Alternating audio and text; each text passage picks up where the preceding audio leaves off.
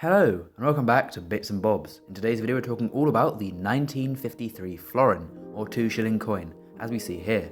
First off we'll talk about the design of both sides and then we'll move on to the facts and figures of this coin. So then, to start with the design, the first thing we'll notice of this coin is a big Tudor rose in the middle.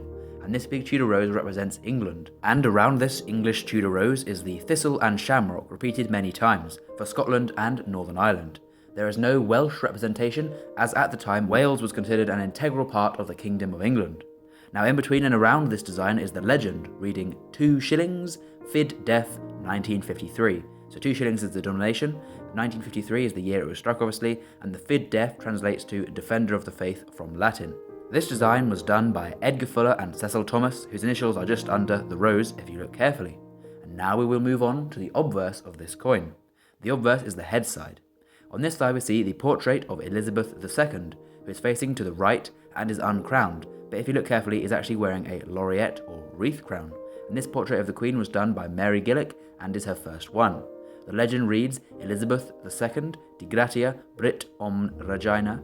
This translates from Latin to Elizabeth II, by the grace of God, Queen of all of the Britons.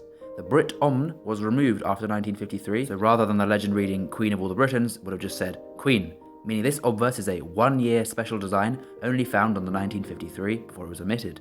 So now then, on to the facts and figures of the 1953 florin or 2 shilling coin. This coin was one of the last ones to be minted at the Tower Hill Mint in London before production changed to Clontrisant in the late 60s, early 70s.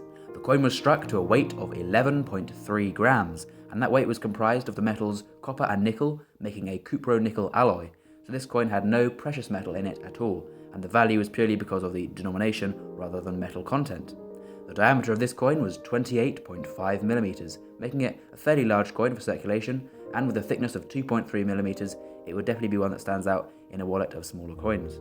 The mintage of this coin is quite high, with 11,958,710 being produced back in 1953, and so they can be readily found. The coin was demonetized in 1992, and after decimalisation would have been used interchangeably with a 10-pence piece, as they had the same size and value in the currency at the time. However, for the most part, and when the coin was struck, a florin was worth 24 pence, which is 2 shillings or 1/10 of a pound back in the old pre-decimal currency of the time. And back in 1953, when the coin was produced, a florin was equal in value to £3.57 today. So today you might have a handful of change, about £3.50. Back in the day that would have been a 1 florin coin. So, what is the value of the coin now to a collector? Well, I say average condition because most of them have not really much wear, just kind of an average coin, as they didn't circulate too much, only about £1 in average condition. In uncirculated with all the mint luster, you can get around £17 for it if there's no damage to the coin.